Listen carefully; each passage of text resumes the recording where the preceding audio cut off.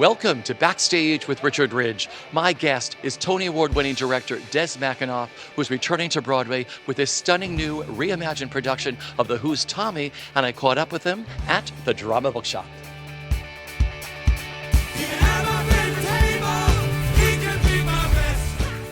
Des, I am thrilled to be sitting with you here today at the Drama Bookshop. Likewise. Yeah. How apt. Well, I wanted to catch up with you before rehearsals began for the Broadway production of your incredible new production of The Who's Tommy. You're about to return to Broadway. How excited are you? I actually am really excited. It's great that we've done a version of it, gotten it on its feet, which makes me more confident than I might normally be. We're not just diving into freezing cold water. So I really am excited. I'm very excited about this cast, and they really bring a lot to the table. And it was a joyous development process at the Goodman Theater. And I was born in Illinois, so it was a wonderful thing to get to be there with them. It's the first show that I've really originated in Chicago. So tell me how this came about, this new version, this new reimagined Tommy. Sure. There were a couple of steps. One is that I did a version at Stratford, Canada, which I was artistic director of at the time, and I wanted to do Tommy. I wanted to get back to it, but Stratford's in rep. Yeah. And as you know, and it's as you well know, it's not easy to do a huge project like that with a brand new staging, and it just was common sense to rejigger the original production. And so I did have that chance to experience it. And interesting enough, Robert Falls from the Goodman had seen the production, which was a nice reference point. And I guess I felt at the time that it's wonderful to do that. I loved working with the team, but I thought it may be time to revisit this, and to do a production that's perhaps more contemporary. And I was able to look at it with a little bit of distance. And then Pete Townsend came to visit me, which happens, but it's a little bit unusual. I'm generally seeing him when I'm in England. And so he came and he wanted to talk about the possibility of doing a new motion picture. And after we had that conversation, we got to work on that. And I actually did a screenplay with his, involvement and partnership. And we were in the process of getting that happening. And of course, COVID shut everything down. And out of that screenplay came some fresh ideas. So it was much easier to do the reimagining that we'd wanted to. And then I ended up asking Steve Gabriel, who in turn asked my longtime friend and associate Ira Pittleman to join him to produce it. And we, went to the Goodman, and away we went. So let's get into the Goodman. I mean, incredible productions they've done there, but doing it there, award-winning, record-breaking run. Right. As soon as your show was announced, I mean, every ticket sold out for this show. How magical was it out there for you in Chicago? It was fabulous, and the whole team at Chicago, everyone on the team was so supportive and enthusiastic and hardworking. And it's been a rough time in the theater, as we all know, and so it really was magical. I think that to put everything in perspective, the Goodman hasn't done an awful lot of musicals over the years, and so I think when you're doing a musical, you have a kind of competitive advantage because they generally sell more tickets. However, having said that, we did kind of really smash their box office records, and we didn't depend that heavily on subscription, which is a hopeful sign entering the halls of commerce. So it was just great, and I love the city. It was beautiful weather, of course. It was the right time of year to be there. We were close to the river, so I've memorized the Yeah. buildings up and down the river now. So it was a great trip. Well, let's just talk about the audience because so many people who've never seen Tommy before, only heard about your incredible production that you had on Broadway originally, and like, oh my gosh, here's Dez's brand new reimagined Tommy for today. Like, talk about, I heard that the audience was young and people had seen it before, and like kids who were discovering it for the first time, and audiences. What was it like for you seeing the demographics of the audience that were falling in love with your Tommy? Well, it was a great relief. Yeah. I think this was a risk. And, somebody told me years ago when I was young, some mentor said, never compete with yourself. And that was actually really good advice. It's much easier to compete with someone else. So we knew that we were taking a chance because, it's not like it ran forever. It ran over 2 years, I Yeah. believe, but it did seem to be impactful at the time. And I think we were doing the production, the original production, at the right moment when technology was really catching up to visual storytelling. So we I think inadvertently sort of set the bar. And going back to it, we realized we were taking a risk and talked about it. And I wanted to bring out the humanity Yeah. in the story, so we fought to do that. I also wanted it, while it's by no means, it's not calm, it's frenetic, but it does have a kind of an austerity. Strangely enough, there's a kind of, it involves a lot of, as much shadow as it does light, and that has to do with our design team. And so I was terrified that the audience might not react the way that I remembered. Of course, all old days are good, and we tend to amplify all memories. Yeah. So I'm sure I remember it as probably somewhat better than it actually was. But I can't tell you, it was a huge sigh of relief. And of course, Pete hadn't seen it yet.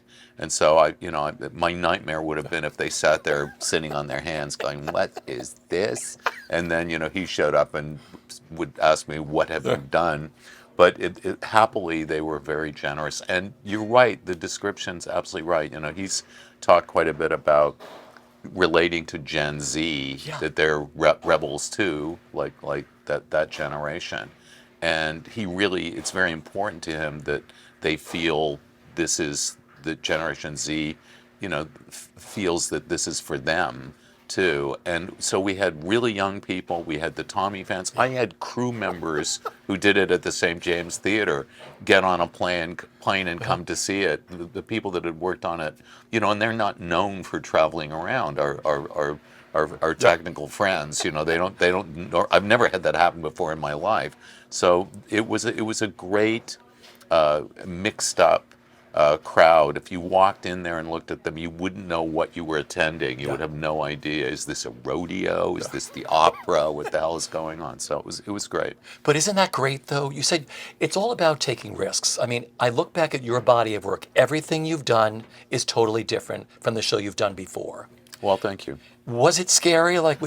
Terrifying. This was really scary. And somebody once called me a montagist, and that may be right. Like, maybe I don't know what I am, but I do know when I go into a project, I want to kind of explore a new solar system. I don't think I do my best work if I'm not making those sorts of discoveries. And when you've already been through a project, there is a tendency to lean on what you've done. Yeah. And it's, I think, understandable. But, I really was determined to try to look at the piece with fresh eyes. And the thing that I think is great about what Pete created when I was 17 or 16 years old is that it has what I think Polonius calls the common touch. It really can speak to everyone. It's such a beautiful story, and it certainly has a mythic side, but it's also in many ways very down to earth. You know, the Walkers are a tremendously recognizable couple, and it's very easy to relate to them. And so this was a chance to get closer, in a sense, to what he started off with. And just side note, you know, I remember listening to the album, and everybody was in a band, you know, when they were 16 or 17, and I was no exception. It was an obligation. If you wanted to date, it was necessary to be in a band, we had a very grueling rehearsal, and we were at the guy who was basically our roadie, I suppose, and he had bought the album. So none of us had heard it, hadn't been on the radio, as far as I know. And so, you know, we thought, okay, we'll listen to a couple of tracks, and we sat down and we listened to the whole thing. I don't think anybody moved, and there was no pot being smoked because we weren't pot smokers at that stage, and so we were sober and focused. And I swear, some of the ideas and images in this piece date back to then. You know, and I remember what I was going through as I was listening to it, and you know, I had many emotions, but I was also somewhat jealous. I just thought, how, you know, because again, everybody was a songwriter in this. I said, how could this guy? He was 23. How could he come up with this? I mean, mind you, Mozart was pretty good when he was 23 too, but it's still, you know, I'm gobsmacked when I think of what he accomplished. Going back to the band, what did you play in the band? I play guitar, and in those days I struggled through saxophone too, but that was more of a prop for me. I had two guys that were very good players, Yeah. so I would play with them. I was a singer, so I would play with them to make myself look a lot more gifted than I actually was. But I play guitar. I still play guitar, and I'll tell you a funny. This is really humiliating, but it's true. Urjo Carita, who was the critic for the Toronto Star, the first musical I wrote was called Urbania, and it performed. I'd been involved with the hair production at the Royal Alex. I didn't actually ever go in it, but I did workshops and things. And so my play premiered at the Poor Alex, which was not the Royal Alex, as you can tell. But the review, Urjo gave the score a sort of somewhat begrudging positive review, and he described it as sometimes reminiscent of the Who's Tommy. So I actually got to say that to Pete decades later, to say, you know, I've actually been ripping you off since I was 18 or whatever I was, and happily he was bemused. There were no punches thrown. I love that. What unlocked this new production for you? I always say, you know, because you had done this so beautifully before, and like you said, you didn't want to look back at the old one. You wanted to look at it through fresh eyes. So, what unlocked your new Tommy for you? You know, that's a great question. How can I evade it? Because it's not an easy thing to answer. Yeah. I mean, a couple things. One, it's worth pointing out that we decided, and this came from Pete, and it was true with the screenplay too, that we had done the writing together. He had done the writing initially. He's the principal creator, of course. But on this version, the book, we did that together, and we spent a lot of time together doing it, you know, for the original production. And so we decided that while not sacrosanct, we weren't going to, you know, go back and you know, completely rejigger it and add characters, or the structure we had, we were going to embrace. So we treated it, this may sound kind of arrogant, but like it was a classic, you know, I don't want to say classic, but it was like a traditional part of the, you know, music theater history. We weren't gonna. I wouldn't rewrite. Nor should you. My Fair Lady, or frankly, even whatever show, Brigadoon. You know, even the fair to middling musicals. I wouldn't go in there and rewrite them. We weren't going to do a big rewrite. So that was a kind of an advantage. It was. I think it came down to then, how do we make it more contemporary? How do we, and to some extent it was stripping away and just focusing it. And I worked a lot with David Corns and Peter Negrini The and best of the Sarah Bush, best. the best of the best. And Yeah. we spent, David and I spent a great deal. I'm sure he was sick of seeing me, and I just wouldn't budge until I really felt it. And he was very generous with his time, so we sat together a great deal, and gradually came up with these images that really spoke to us. And I'm the kind of guy, I don't think I'm that weird. So if I Yeah. like something, I think other people are going to like it too. I mean, it's the one advantage of being relatively normal and maybe unremarkable that, the Joe audience, I think, is going to kind of go on with it. And so there were these moments where we found images that were, again, it's the best word I can come up with, austere, but still had magic. And we have these floating light bars. They're very, very simple and a little bit like Mondrian. And they create these beautiful images, but there's not a lot of stuff. Yeah. And we reused very simple pieces to create all of the images. We didn't add like a lot of fancy props, or it's the pinball machine is basically a metal table with a a frame for the back glass. It's very, very simple. And I guess I don't know at what moment we found that simplicity, but that would have been the breakthrough. Looking at this and going, we don't need a lot of Yeah.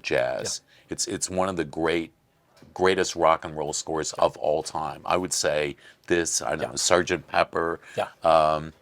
Right up there, certainly of the '60s scores. And so by kind of pulling away some of that, I think the music comes through even more powerfully than it did before. Beautiful. And I know there's a lot of dance in the show now, which is great. So you're working with Lauren Lataro? Yeah, Lauren Lataro Yeah. was, and we did a thing together at La Jolla. They asked us to come out and do a benefit, and I asked Lauren to do it. Yeah. And we had many of the original cast members for that, including Michael Cerveris and Christian Hoff and Alice Ripley and lots of lovely people from that. And so we had kind of done a concert version, and Pete came and played at that, and I even played. Probably not all that well, but everybody forgave me. And he and I have done that a few times. He's very generous. Yeah. Mr. Townsend is a rock star. He doesn't kick the simple folk off the stage. He embraces us. So we did that, and it was, of course, a huge Yeah. party because it was the La Jolla where we originated this, and people just went absolutely Yeah. nuts. So Lauren and I had, and we didn't really even stage it that much. A little bit of staging, but she and I had at least talked through it. So we had an advantage, and we decided not to really rely as much on jazz as we had before. She did a thing for me on a piece that Rob Carey and I have cooked up called Independence, and she really embraced a kind of a modern aesthetic, and it gave it a different kind of energy, and it just seemed to fit with this idea of telling the tale in a simpler Yeah. fashion. And there is quite a bit of it, but I think it's, dare I say, I think it's actually fresh. Yeah. Her work and her work in the staging, I think, is fresh and new and something that folks maybe have not quite seen. Not that it's going to leap out that way. It seems very natural, but she's really found a great aesthetic, I Yeah. think, for this. You mentioned the original cast, but you fell in love with all those people who have gone on to incredible major careers. Look at the cast you put together for this version. Oh, well, thank you. Was it a big casting process to find? I mean, We were starting rehearsal in April, the end of April, and I think the casting process in Chicago was in December, if I'm not mistaken. So we gave ourselves a fairly long runway.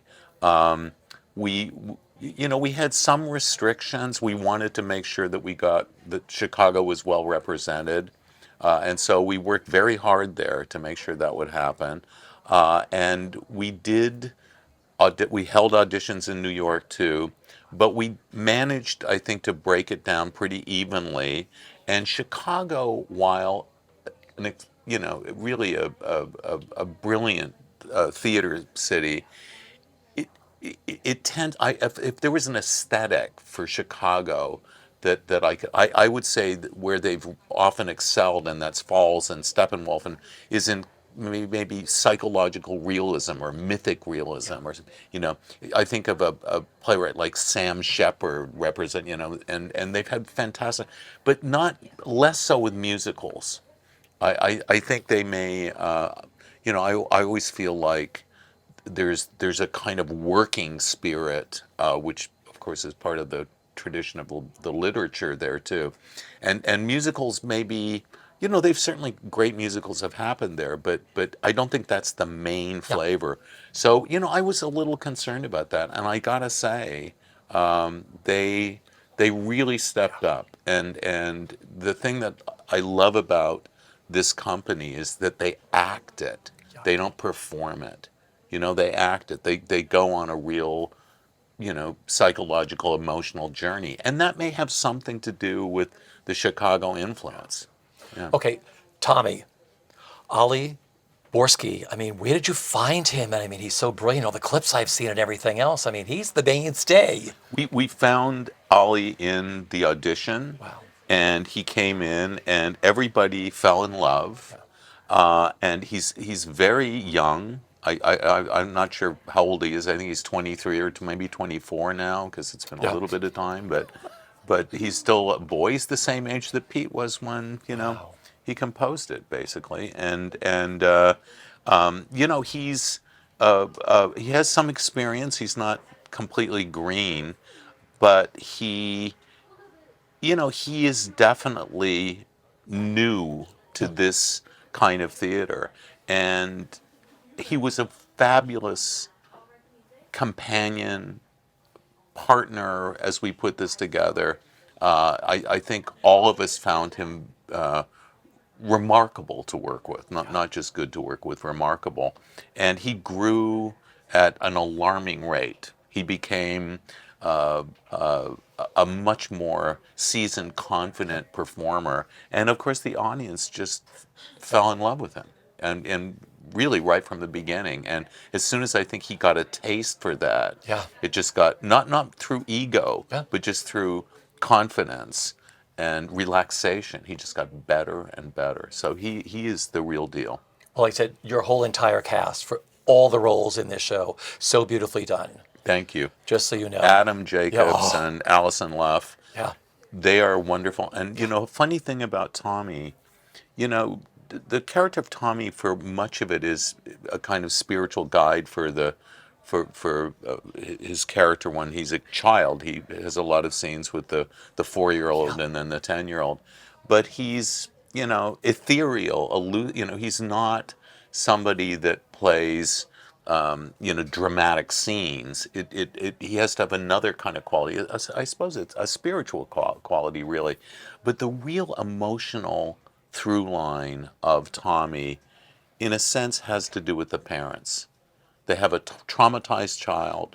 They both feel responsible for that, and indeed they are responsible for it. They from the beginning ask him to shut down his senses to hide from the truth, and we, I think, as an audience, relate to them first and foremost. And I say that as an adult, but I think that's true of young audience members too, even if they're thinking more of their parents.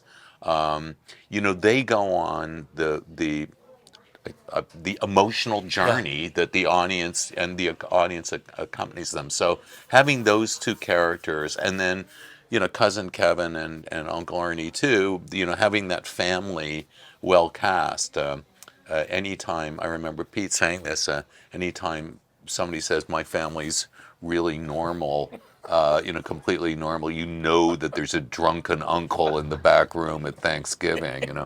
So they, as important as Ollie is to the show, and he really is the star, but they, in many ways, the walkers do the heavy lifting, and I'm very grateful to them. And they're all marvelous singers, which you have to be with this work. Yeah.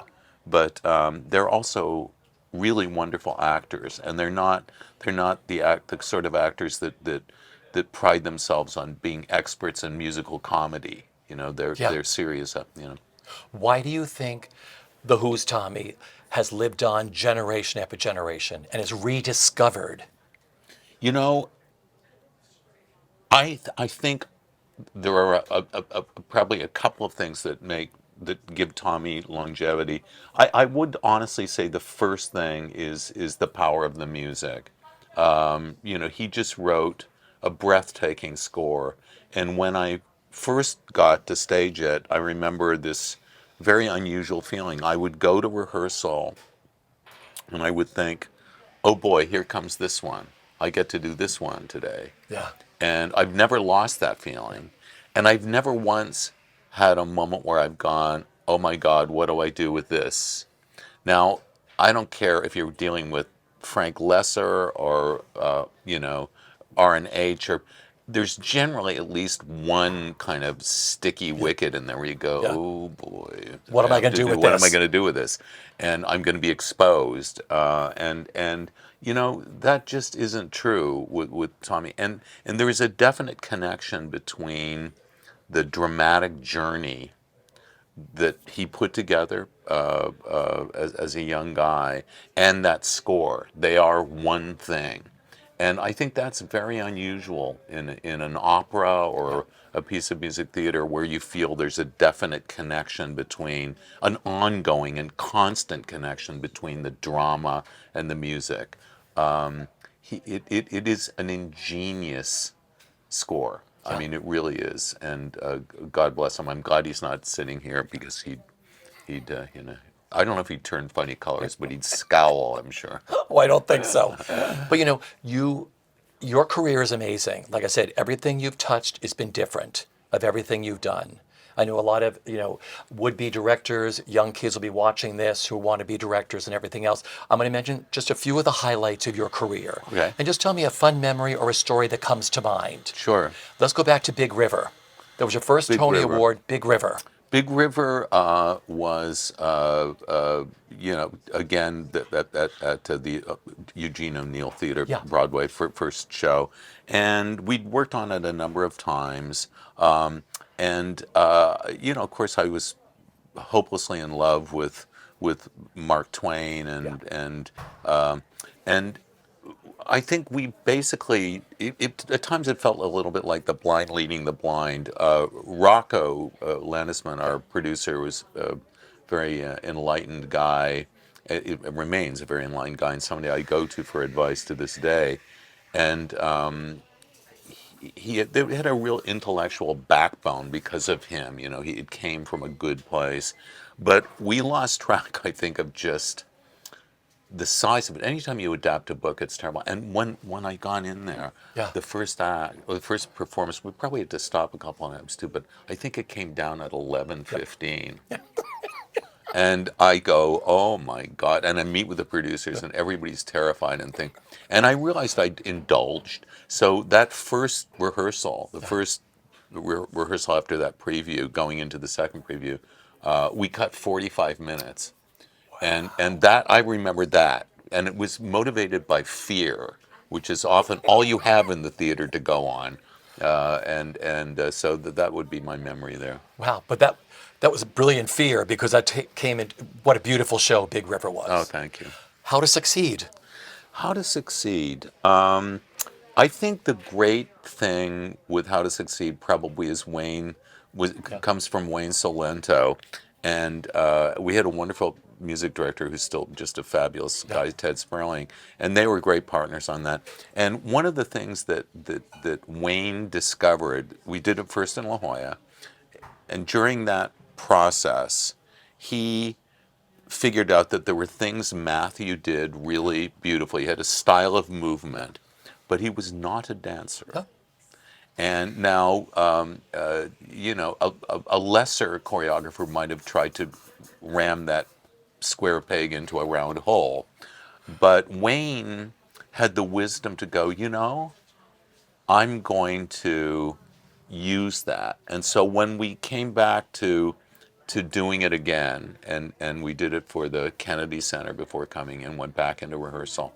He took certain things that Matthew did, and he peppered it through the whole company. Yeah. So suddenly these things that Matthew could do Yeah. very naturally, and as a comedian, of Yeah. course, they were the stuff of how to succeed. And so that I remember that vividly. That what a great breakthrough that was. Yeah. But that's also collaboration. That's the Absolutely. great thing between a director and a choreographer. You got it. And an actor. Oh, yeah. Billy Crystal's 700 Sundays. Well, one thing I remember with Billy Crystal is walking into rehearsal one day in L.A. We were rehearsing there near his home in shorts, and he just looked at me and said, "Des, I thought we agreed we weren't going to wear shorts." And that's the kind of thing with Billy you're sort of living with day in, day out. He's a very, very funny guy. He is, what the English would describe as lightning wit. And you have to be very careful that you stay on the right side of that. But he's a dear friend, and it was such a privilege to spend all that time with him. The only thing when you do a one-person show that you have to look out for is that sometimes you're the only person in the room. Yeah. Maybe there's a stage manager, but it's really you, and you find that you are the only person responding, and it's a lonely place. And so you're laughing, even if you've heard a bit 100 times.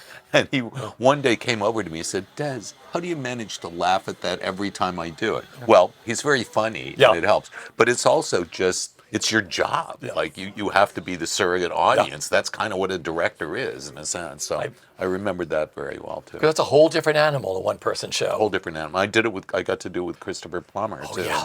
And but with Chris, of course, when he first did it for me, he did it in his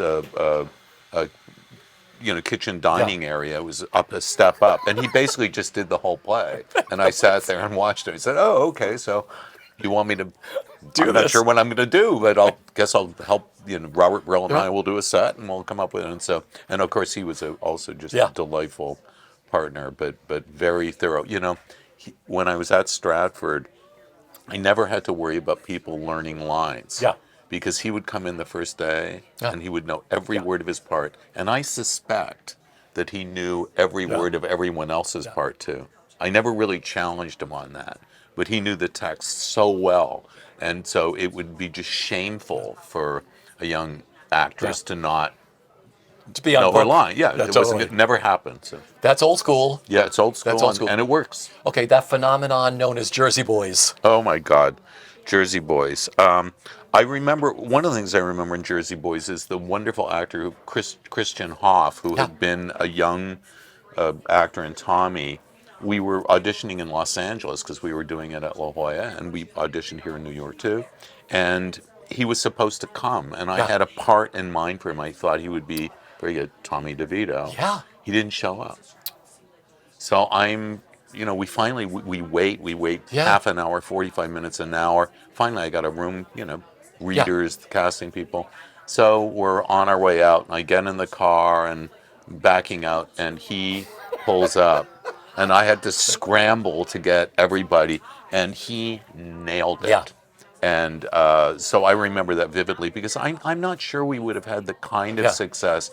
I mean, John Lloyd Young, they were all great. Yeah. But I think Christian, who happily won a Tony for that, had an awful lot to do with the success of that show. I think he was in some ways maybe our quarterback. Nice. And finally, Ain't Too Proud.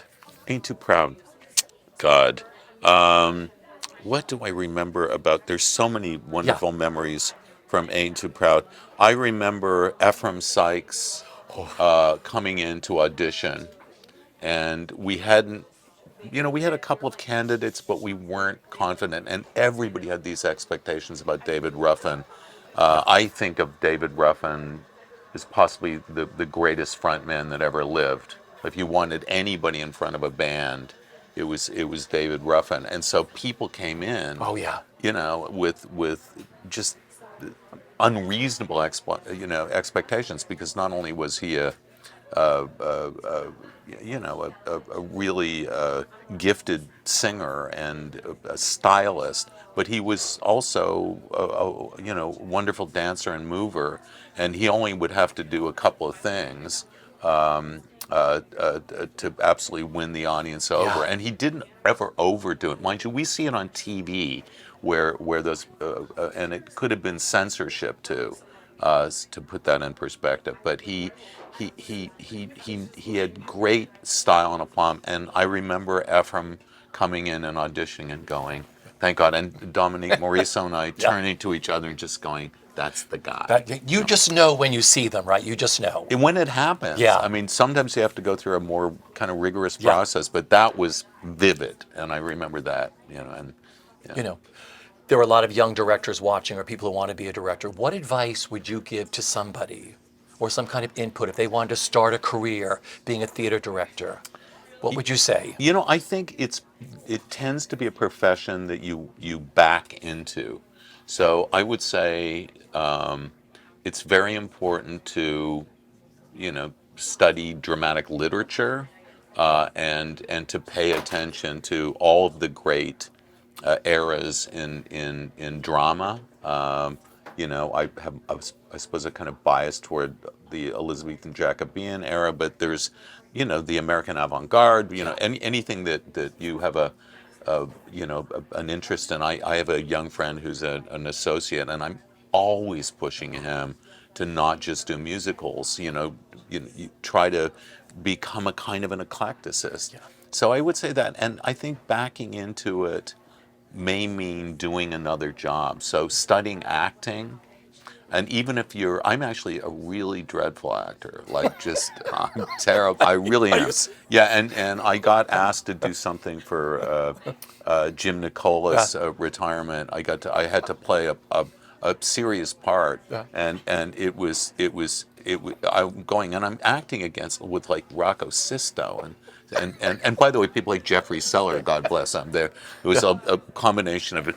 And it was this horrible moment where I thought it was going to be a tiny part, like a walk-on, and then I read it, and it's like a serious part by played by a great actor once upon a time, and I go, I'm going to be exposed. Everybody's going to know he's a fraud. He can tell us how to do it, but he can't do it himself. He's the eunuch in the brothel. He can tell everybody else how to do it, but he can't do it himself. And it was very humbling. But the fact is, I did study acting. Yeah. So I studied very hard, Yeah. and I studied with a very good teacher, and I had and so. I can, out of desperation, it's like I can save myself from drowning. Yeah.